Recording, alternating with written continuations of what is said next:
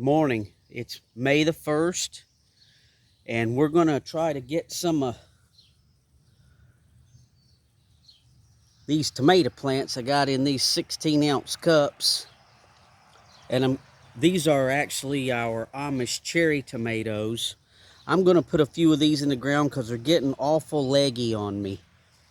We've had some terrible storms with high winds this week, and I've been having my plants out on the back deck trying to get them acclimated to night temperatures. And with the high winds being in 40 mile an hour, it just was tearing my plants up. So we had to move them around to the front of the house and put them under our front porch, which is covered, and the plants didn't get a lot of sunlight. So here's some halcinators. If I can show you this, and you can see how leggy they're getting. I did have to transplant these after the fertilizing video, and I've got 3 of the tallest ones I'm going to put in the ground because this right here, you can see how they're stretching in between the nodes. It went from about 1 inch spacing to almost 4 inches of spacing, and that's because of the week we had with no sunlight and having them out on the outside trying to get them acclimated. I could have kept them inside under my grow lights, but to do that, I'm not getting any night temperatures where I need them to get them acclimated. So I watched the our local actually it was an 8-day forecast, and for the next 8 days, we're going to have 70s during the day and 60s at night. And our last frost date is May the 12th, so that'll leave a 4-day window where we could possibly get some colder weather. But I have spare plants. I've learned when I try to plant these plants early in the ground, several years we've had the weather change on us and we've lost some plants, so I've got spares to about everything that I plant. If I needed 5 tomato plants, I plant 10. And we've got spares so that if in those 4-day windows we get some freezing temperatures, which for the past 2 weeks we've been in the 70s and the 60s, and I think the lowest night temperature was 50s, we're going to chance it. I think we're going to be okay. And I would wait another week had these plants not jumped up here like this. So we're going to get a couple of them in the ground today. I'm going to put 2 cherry tomatoes on my arbor because these things grow up 6-7 foot tall. And then we're going to put the 3 halcinators right here in front of them. They usually stay about 3 to 4 foot tall, but they are leggy, so they may even grow up higher than the cage this year. And I'm also going to put some stakes around the cages to help support these cages. But in these bags over here, we've got just some tomato and vegetable fertilizer, some bone meal, a little bit of sulfur, and a little bit of gypsum, which has got some sulfur in it, so I may pass on the... Actually, I'm sorry, I told you wrong. That's lime. This has got sulfur in it, which is going to lower the pH, so we may add a little bit of this too, just a little bit of lime and a little bit of this gypsum to help with the calcium. My bad.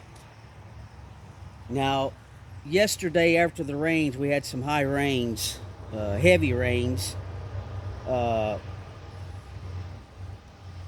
After it, we got a break in the rains. I brought my pH meter out here and tested these spots, and we tested out about 6.5 to 6.8. So I think we'll be okay, especially putting this gypsum, this pelletized gypsum in there, because it's got some, I'll let you see the analysis. It's got some sulfur in it, which is going to lower it a little bit. So we'll be fine. We'll still be in the 6s. And if you ever have a problem with blossom end rot on your peppers or your tomatoes, You can add a little lime to your soil, and that'll give you some calcium. And you can also use this pelletized gypsum. You can get this stuff at your big box store. I think a 40-pound bag cost me less than 10 bucks. So we add this to our plants, and since we've been adding this, we haven't had any problems with the blossom end rot. So I'll go over here and knock on wood. There we go. So let me get my digging spade here. Also, a week ago, I came out here and I knew I was going to put these Amish cherries in first, and I went ahead and added the amendments to these 2 spots here. And so they should be good to go. We'll put a little bit of fertilizer in these other holes where we're going to plant the halcinator, but these 2 spots back here in the back, for these plants, they're good to go.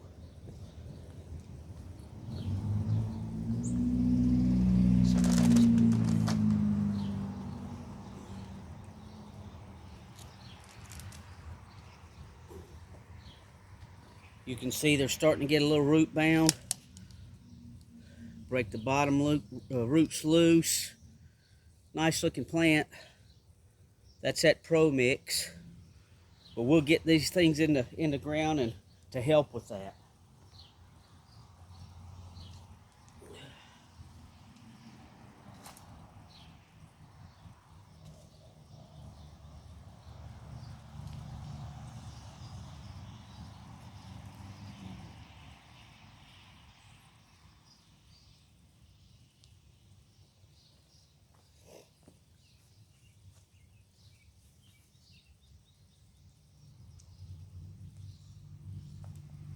And I think I'm going to bury them a little deeper too to help with this legginess. We're also going to put a cage around them and some twine around the plant. I'm going to tie it to the bottom of the cage and put it around the stalk of the plant to help in these high winds. We get a lot of high winds through here. And then tie that twine to here, and then when we get it up to this part of the arbor, we'll just keep pinning it to the arbor, because it's probably, last year they grew well above the cage.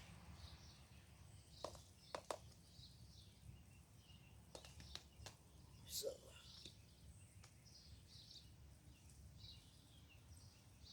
let's see which way I want to face this guy.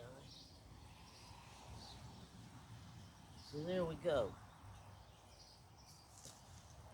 It's in the ground, probably 3 inches below the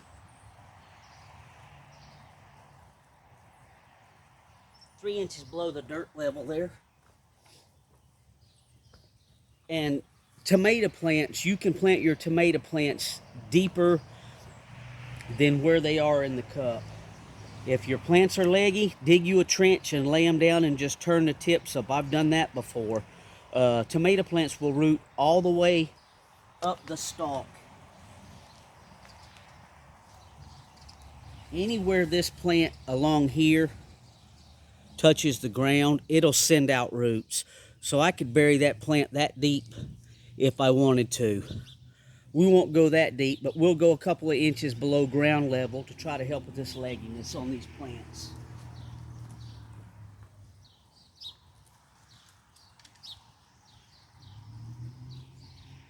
And I'll just basically tuck these limbs in the soil there, and that'll help anchor the plant. And as these plants start to grow, I'll usually cut out about the first foot of leaves. Like this leaf right here, if I was going to plant it that low, I don't want these leaves touching the ground, because what happens is it rains and you've got stuff that from the soil that can splash up on your tomato leaves and give you a disease. So once they start growing, we're going to cut out the bottom foot of leaves. And I'm going to mulch around it also. That'll help with the dirt splashing up on the leaves. You don't want to do that. You don't want to get that soil up on your leaf, or the rain from the soil splashing on the soil up on your leaves, if you can help it.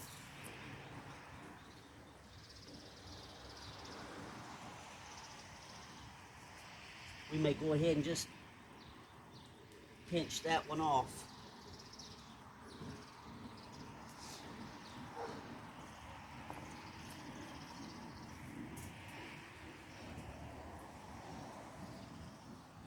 And since I'm going to, I'll use one of them smaller cages too.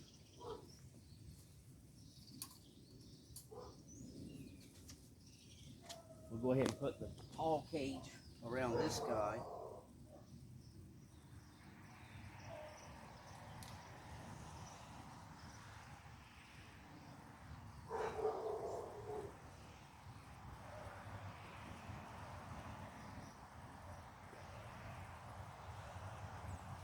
And that should help. And we'll go ahead and bring this over here.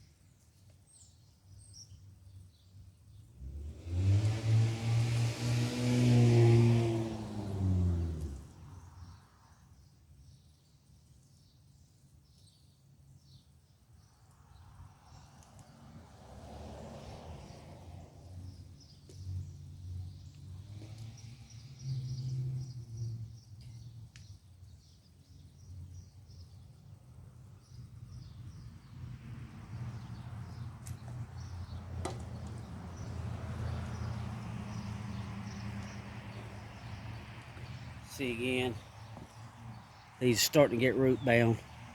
That's why we'll get them in the ground. But I don't advise anyone to plant your stuff before your last frost date, unless you got some spare plants.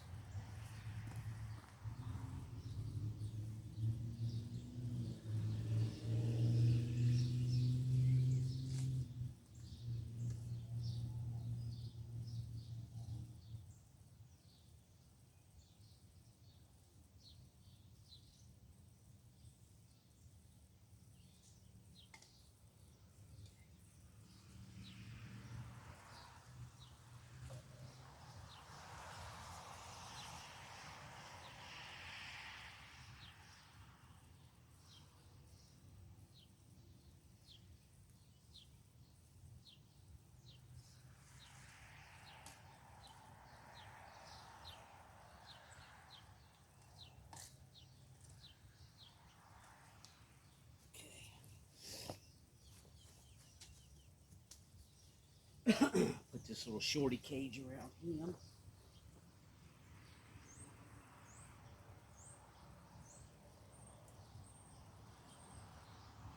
Because as this thing grows, I'm gonna get it tied to the trellis here.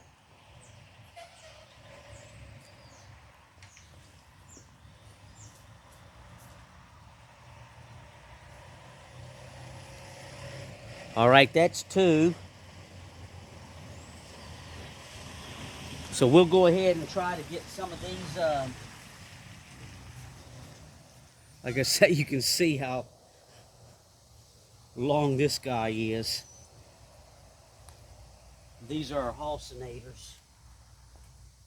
The weather just didn't work out for us this year. We've had terrible hot and cold swings, terrible high winds in the storms. It's hard to get your stuff acclimated outside when you go through that. So we'll dig us a little hole here.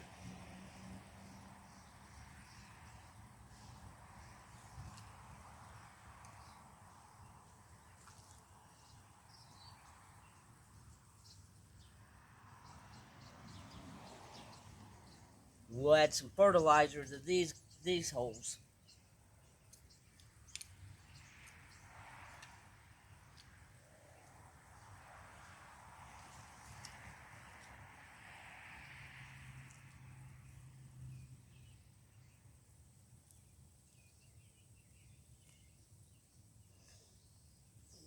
Get that out of there.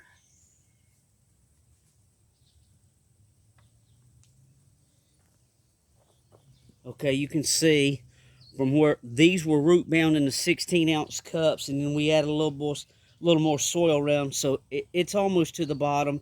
These could actually grow a little longer in these cups, but we're going to get some of these in the ground because they're so tall. When I set them out on the back deck and the high winds come through this parking lot, it beats them down.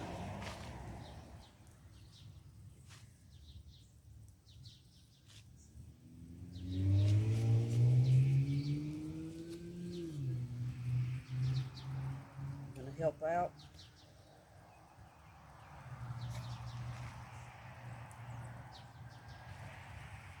So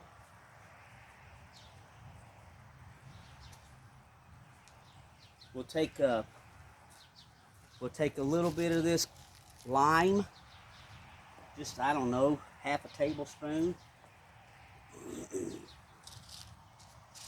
A little bit of this calcium, about a tablespoon. A little bit of bone meal, about a tablespoon. And this tomato and vegetable fertilizer, about a tablespoon.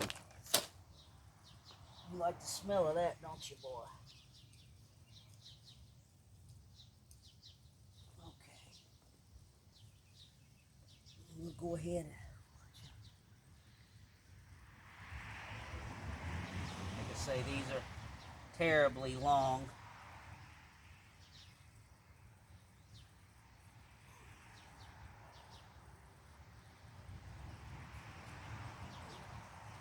Now that they're not in that container with all the other plants around them, the guy just wants to fall over. So we'll pinch off these bottom leaves.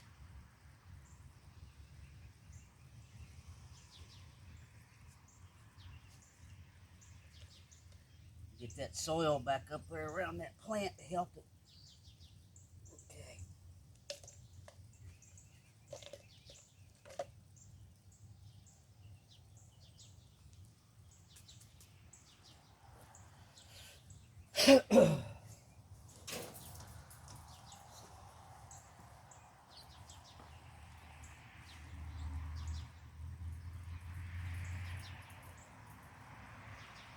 Try to be easy, not knock my branches off.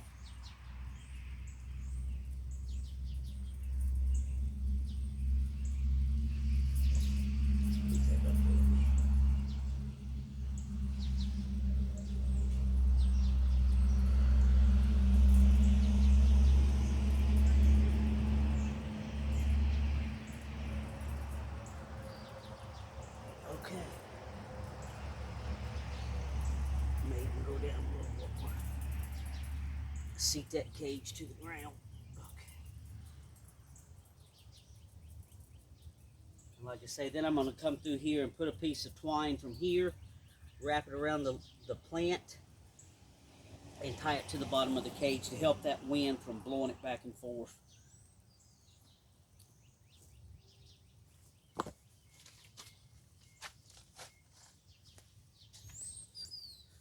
So there's one. Let me back it up right here and we'll get this one.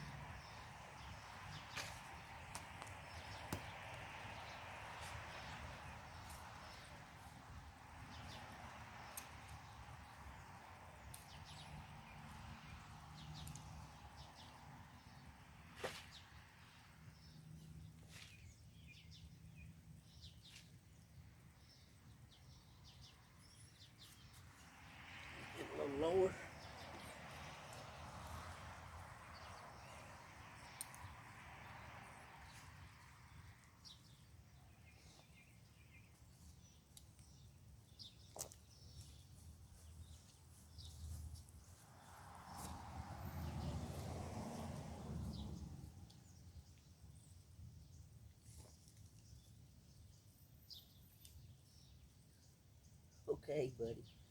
You don't get dirty.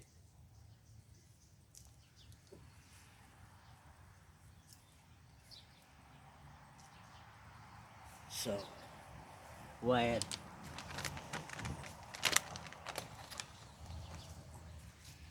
a little bit of lime, just a little bit. A little bit of gypsum, that's about a tablespoon. And I can go back and add nutrients around the base of this plant once they start growing. That's why I'm not overloading it right now. About a tablespoon of bone meal, about a tablespoon of the tomato fertilizer.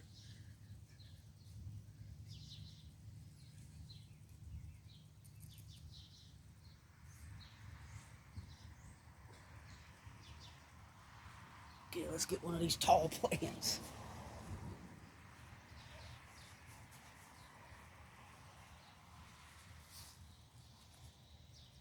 So these roots are just starting to get to the bottom of the cup.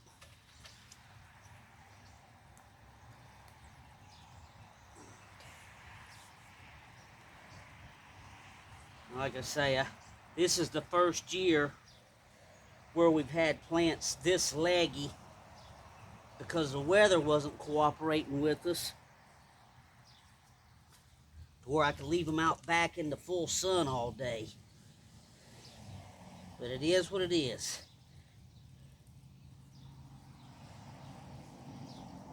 When it comes to gardening, you can expect something's going to not work for you.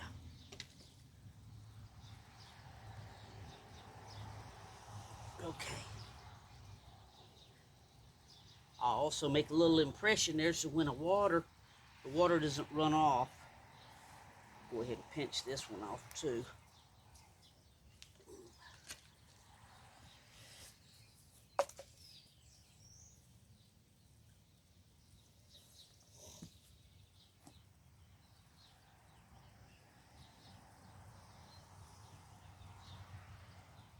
Have to be careful putting your cages around there. Don't break your limbs off, which I've done many a times.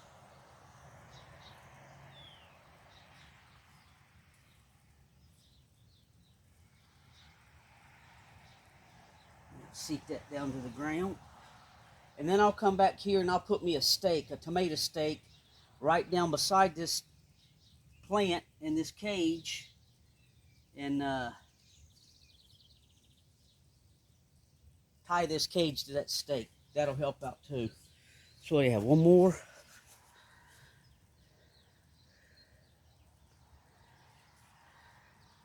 Okay.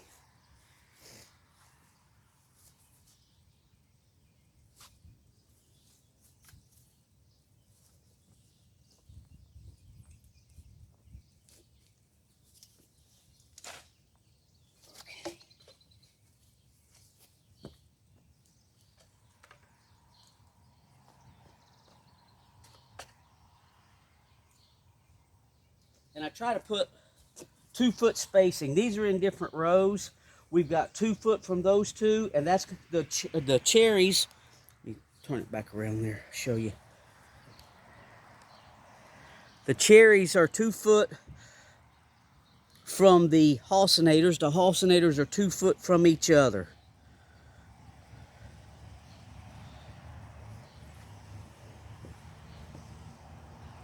And that'll still give me room to get around and harvest off of these plants, Lord willing. They make it and we get something off of them. Try not to count my chickens before they hatch, because we've had some years where storms come through here and tear up everything, and we've had to start all over. Actually, I've got videos on my channel of that, where we lost everything, all our giant marconis and all of our tomato plants. But thankfully, I had spares planted, started more than I need. And then if you don't need them, you can give them away to your family and friends.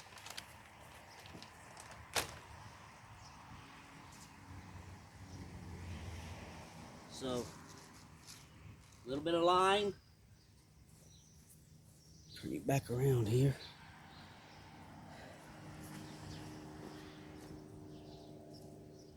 About not even quite a tablespoon. A little bit of gypsum. A little bit of tomato fertilizer. And a little bit of bone meal.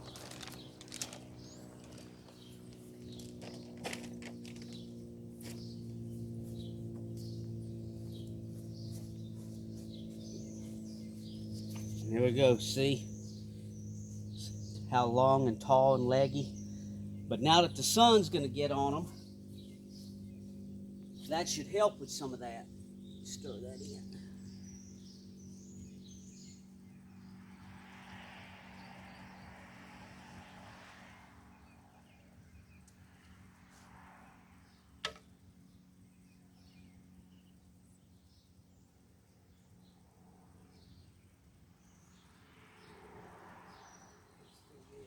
Turn this one on. There we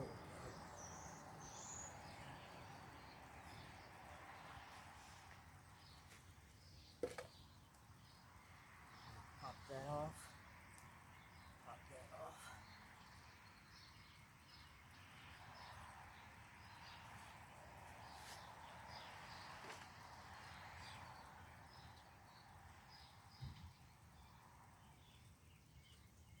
In a perfect world, we'd have a nice greenhouse set up where we could start everything inside and wouldn't have no issues like this, but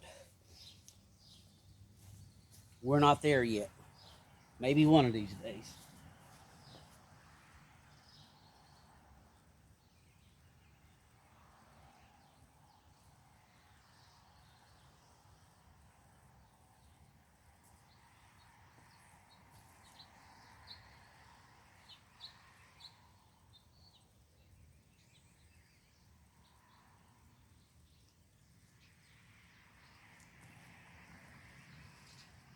Go down and seat that cage to the first ring. It helps sturdy that cage up quite a bit.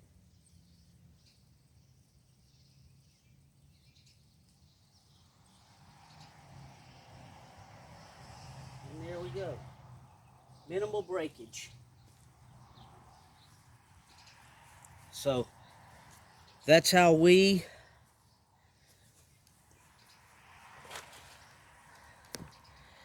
get our halcinators and Amish cherry tomatoes in the ground. We've got about I think about 8 more plants to go of the halcinators, but I'm not going to plant them yet. I'm going to give it a week and then we'll go ahead and get them in the ground. And if now that the weather's going to be nice for the next week, I can leave them out here in full sun, and that should help with that stretching. And if not, I'll just put them with the cages and add me about a, I don't know, 6 or 8 foot tomato stake. And as they grow above the cages, if they make it that high, the good thing about these halcinators is they stay short. Last year, our tallest was only about 4.5 feet. So that should help with this. But if they grow above the cages, I'll just add a tomato stake. So that's our video on getting an early start. Lord willing, he works with us this year and keeps these freezing temperatures out of here. These guys should do okay, and we'll keep you updated. Thanks for watching.